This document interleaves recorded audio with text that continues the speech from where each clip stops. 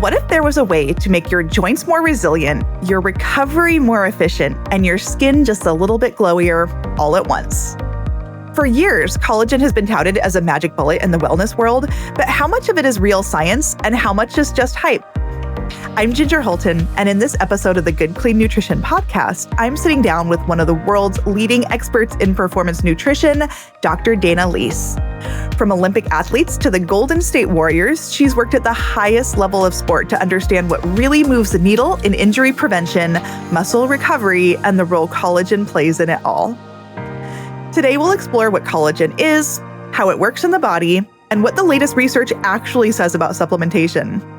Whether you're an athlete, a healthcare professional, or just collagen curious, this conversation is packed with insights to help you cut through the noise and understand what's worth your time and money.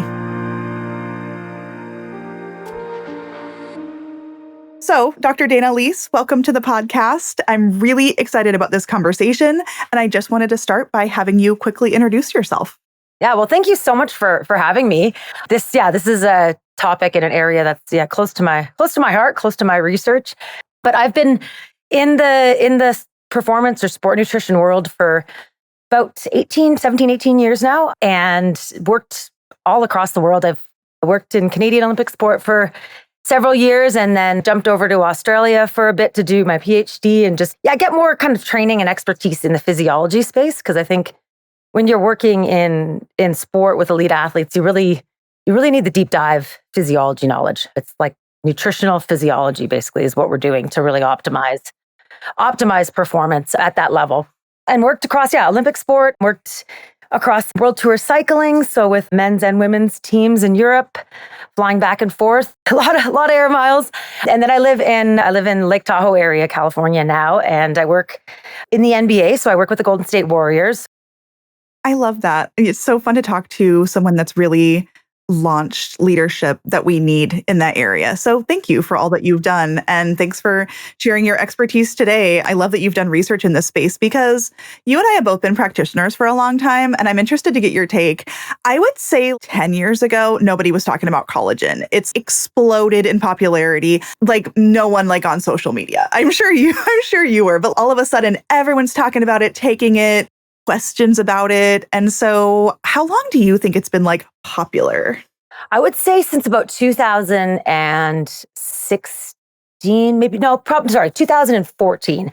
And I would say the big jump came from, in our space as practitioners, from one publication out of Keith Barr was the lead author. I think he was lead author, or it was Greg, one of them anyways, lead author, that first gelatin study where they had a small number of subjects and they measured a marker of collagen synthesis in the body, which is P1NP.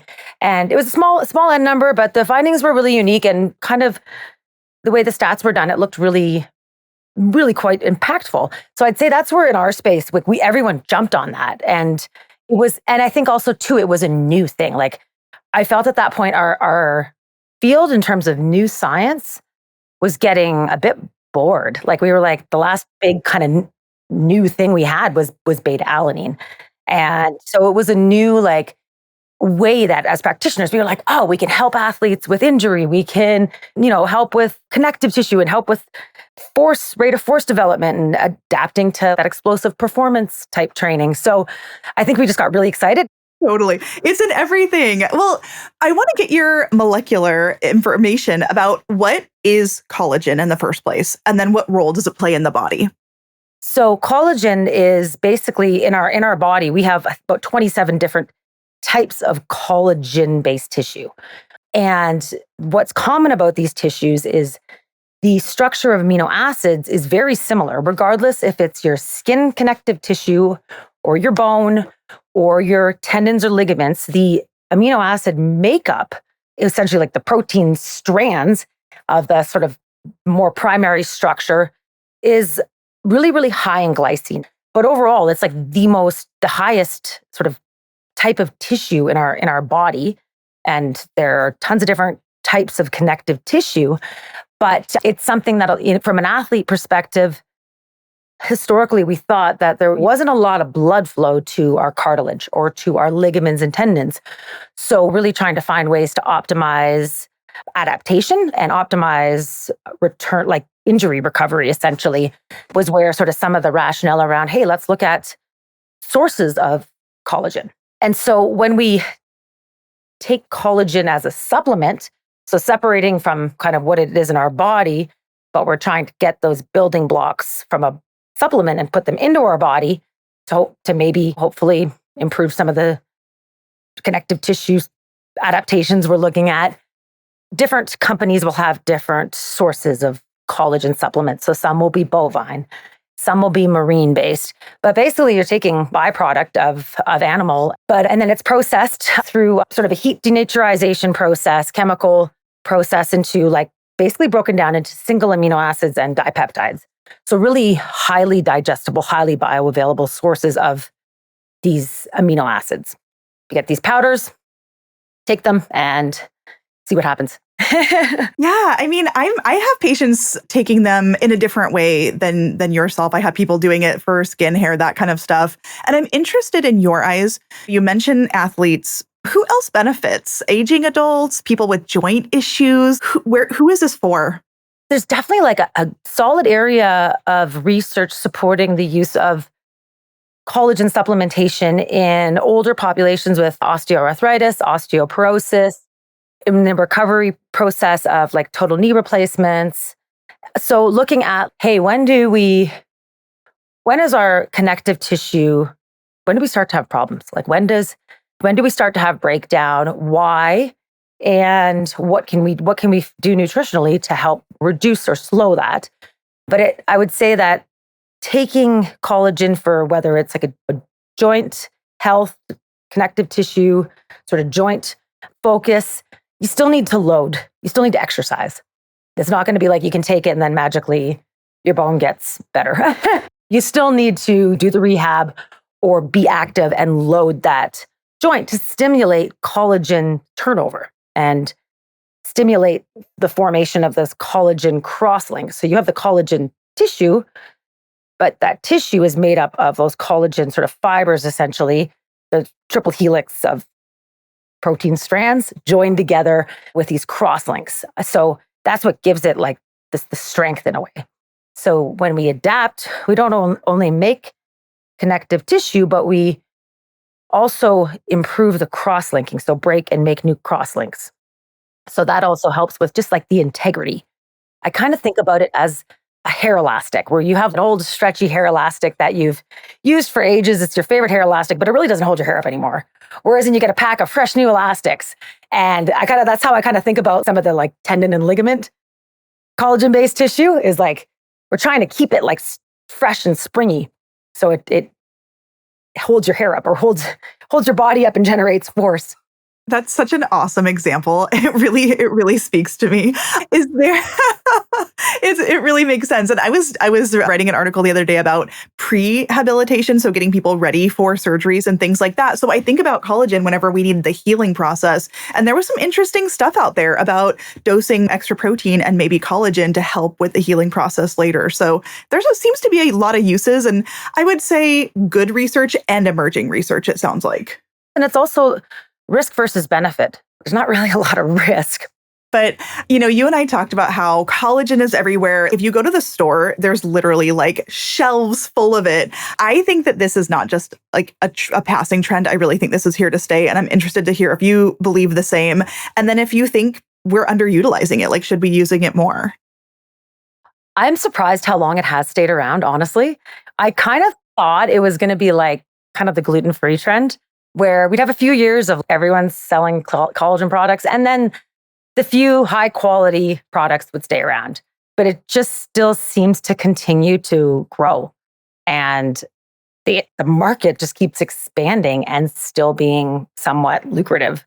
And I think it will continue to stay around. There's still a lot of interest in the research space, which tells me that will continue to grow because we'll learn more.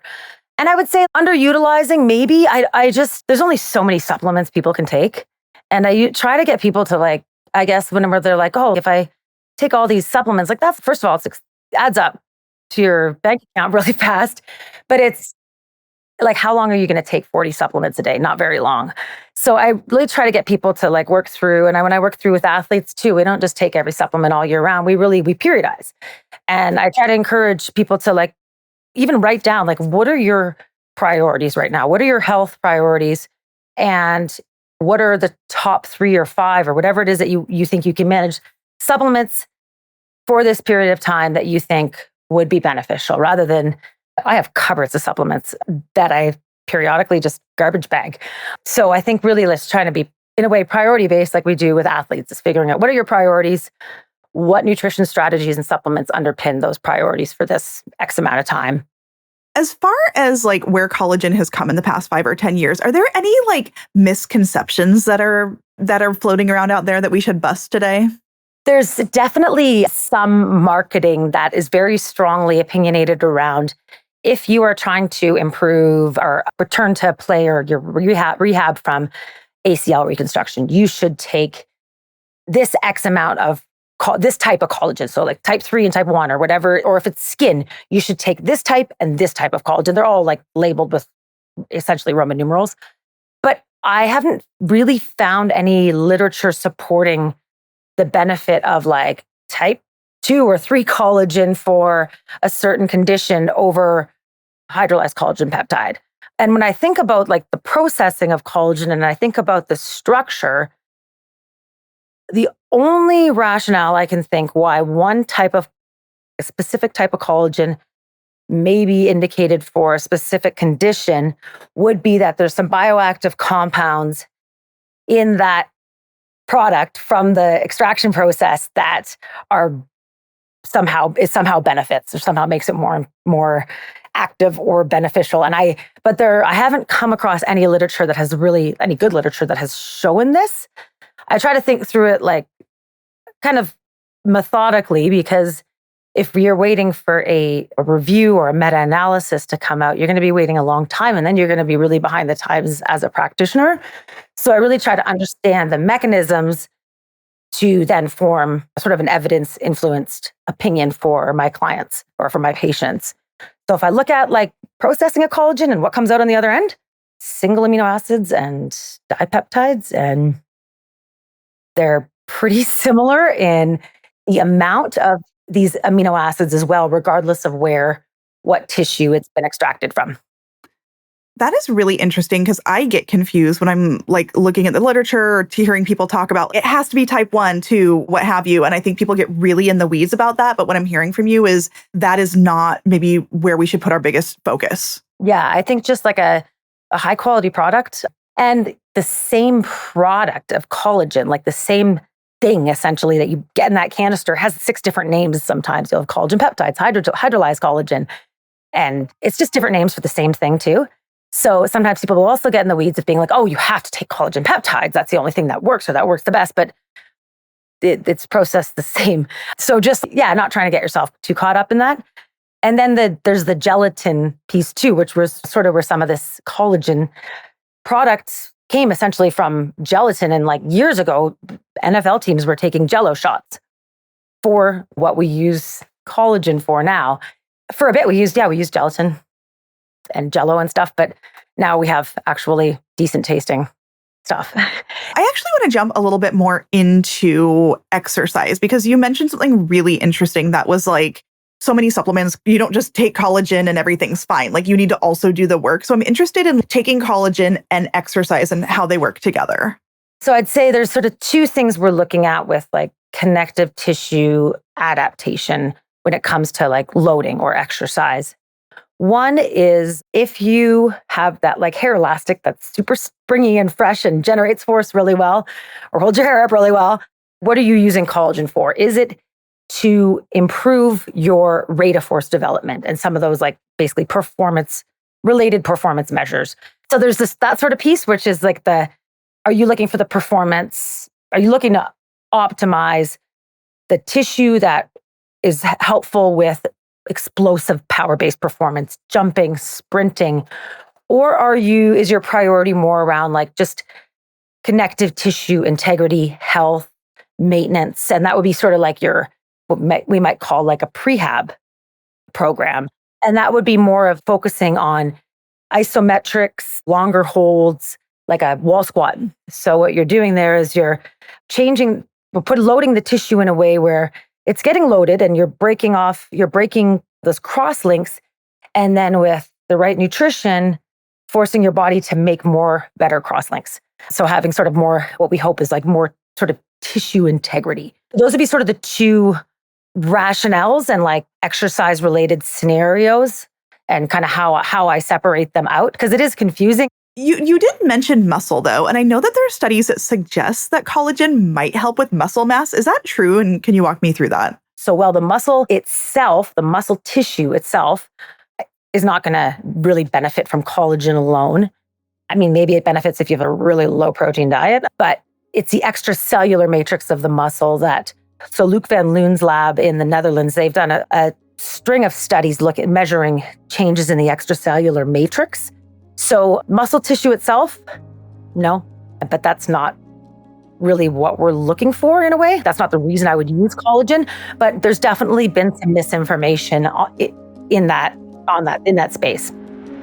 One of my favorite ways to get collagen is actually in smoothies. What's so great about collagen powders, especially Orgain's wild-caught marine collagen, is that they dissolve easily and can be mixed into just about anything. One of my favorite smoothies is my wild blueberry oatmeal smoothie. It includes whipped ricotta, which gives it an amazing creamy texture, plus extra calcium. And wild blueberries boost the antioxidants in this delicious drink. The recipe is in the description below.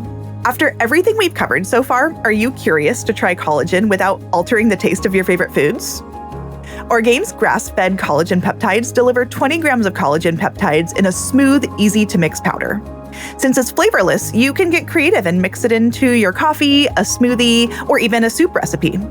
With products ranging from marine collagen to collagen plus plant protein, Orgain can make it easy to add collagen to your routine. Visit Orgain.com to get started. I do see people coming to me more. I guess I see people I have joint issues, I have arthritis, maybe I have osteoporosis. And you mentioned before that could be helpful. So maybe there's more use there. Yeah, I would definitely say more use in the joint and bone. Like your bone, surprisingly, is collagen-based tissue. It's never just like a X plus Y equals improvement. There's always so many confounding factors. If you have somebody who's started to address joint pain or osteoarthritis or osteoporosis, and they're also, okay, I'm going to do this with my nutrition. I'm going to start doing this exercise and this mobility and going to PT. So it's usually like a few factors that are involved. And there's never just like a magic supplement that's going to fix everything. Right. And I do think that that's one of the myths or misconceptions that people do get confused about. And osteoporosis, I mean, that's a complex disease. It develops over time, and you're not just going to take collagen and, hey, it's way better, but maybe it's part of the story, or maybe we need to be thinking about it more as preventative before we get into full-blown osteoporosis.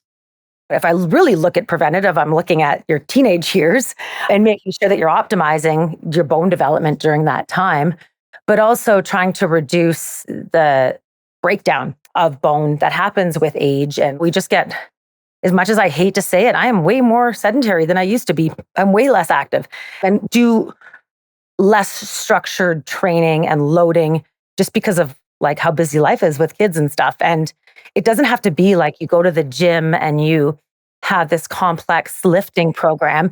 You can take 5 minutes and 10 minutes and do step-ups or do some weighted step-ups. It doesn't have to be like a huge complex program. It can be just integrating those movements and a little bit of loading into your lifestyle. Stu Phillips is a researcher out of McMaster. He's probably top 3 protein like muscle maintenance and longevity type researcher, I'd say, in the world.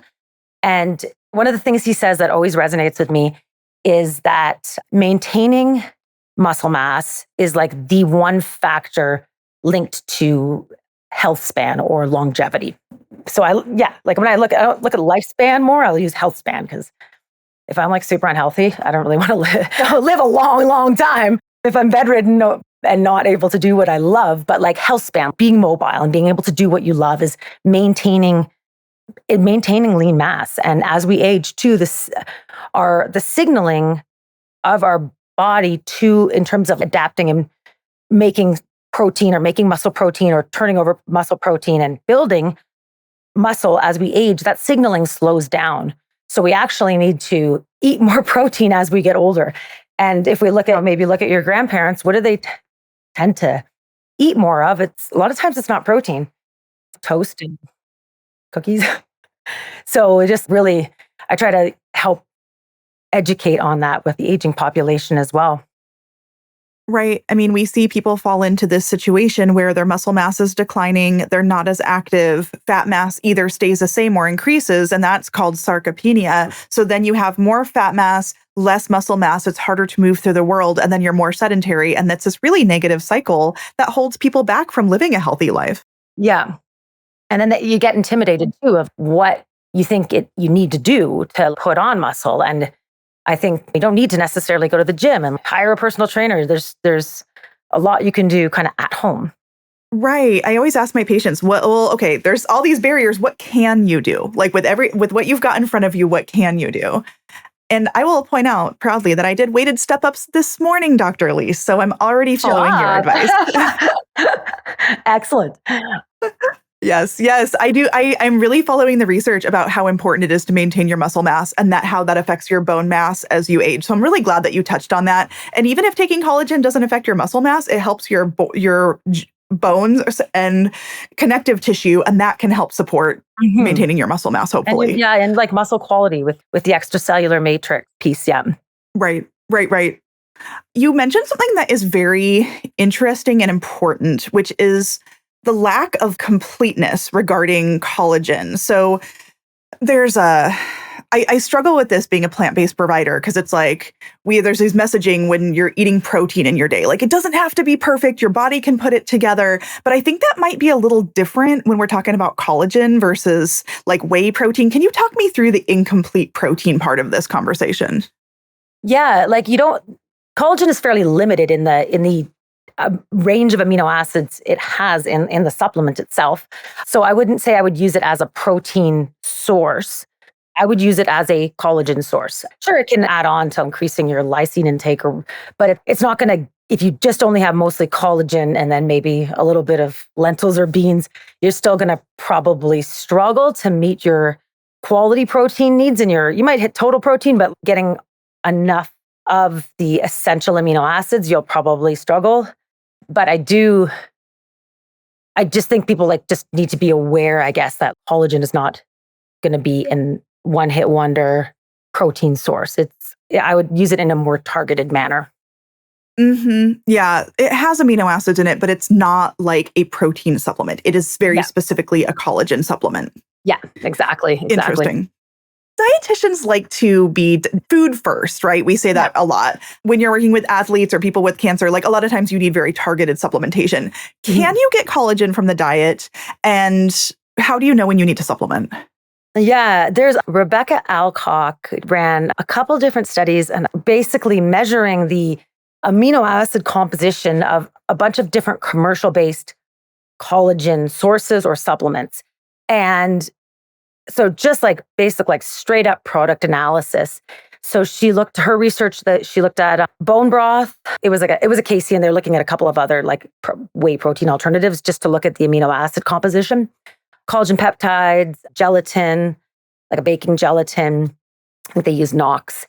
And what the series of research she looked at there really found that compared to a collagen peptide or a hydrolyzed collagen, the amino acids that were in a bone broth product, or mostly the bone broth, I probably would say was the most surprising. They were really low, actually. So I think a lot of people will use a bone broth as a source of collagen, but I don't know if you'll get what we think is sort of the effective or lowest effective dose. I'd say it depends on how much you're drinking, taking, depends on how you're making it, depends on how much you need, whether you're maybe don't need 20 grams 3 times a day for a rehab, and you just need maybe 5 or 10 grams a day. So I think that does factor in, but I'd say if you're really looking for highest efficacy, highest dose of amino acids, you're probably looking at like a collagen supplement. Yeah. Yeah. And about gelatin, like you mentioned gelatin, do you get it that way? Yeah, That you can legitimate? totally. And it's fairly bioavailable as well. Just functionality wise, even putting it in a smoothie, like you got to drink that smoothie fast or it starts gelling. Tastes gross. So I remember like when this first got hot too, we were like, there was like Jello recipes circulating. So you go to the bakery aisle and you buy your little packs of like old school Knox gelatin that your great grandmother would have had. And you're like, oh yeah, I'm like being super innovative. I was making gummies. I had all these like silicone trays with like penguin shapes and like I'm making gelatin stuff. But then when I like start calculating how much Jello or gelatin, whatever creation you're making, even if you add like your own sort of high antioxidant juice to it, you really need to eat a lot of Jello. You need to eat like a whole tray to get 20 grams in. So yeah, you can use that. But if you're just looking for like ease, functionality, just a straight up collagen powder is probably your best bet. We've come a long way. Yeah, we have. We've come a long way. There's so much more to talk about, and I want to keep diving into the research here. But based on what we've talked about so far, Dr. Elise, what are the main reasons that our listeners should consider implementing collagen into their diets? Sort of when you mentioned like sort of a prophylactic or preventative, I would say that as we get older, as we age, and I hate to be in that category, but I am like injuries. I get injured more. Like I get injured more and more easily. So I would say as we age, some of our tissue integrity just starts kind of just depleting. So what can we do from an exercise perspective, and then also a nutritional perspective to, in a way, help slow that, help reduce having more severe injuries. So as like a preventative piece, there are several scenarios that I would recommend collagen. So if you're in a sport that you're more prone to ACL injury, soccer, skiing, basketball, that might be something you integrate into your program with a tendon loading protocol. And there's also the link with females in terms of the effects of estrogen on connective tissue. So we know that when our body's getting ready to give birth, estrogen levels go through the roof so that we can stretch. So if you're more lax, though, they're higher risk of injury. It's a higher risk of injury and basically rupturing or tearing connective tissue, ligaments, tendons.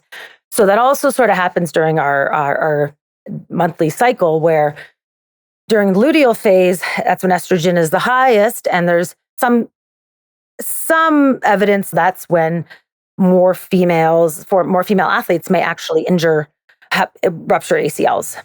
So I'd say that's sort of a scenario. So yeah, pre-post surgery would be another scenario. And then aging population, osteoarthritis, osteoporosis, sort of joint pain, if you have some cartilage damage, but again, still needing to move and load. What I loved most about that conversation with Dr. Elise was how clearly she connected the dots between molecular research and everyday health decisions. Whether you're prepping for surgery, ramping up your training, or just want to support healthy aging, collagen can be a part of that equation. Up next, we're diving even deeper. In part 2, we'll talk about how to use collagen strategically, what to buy, how much to take, and whether timing really matters. Trust me, you don't want to miss it.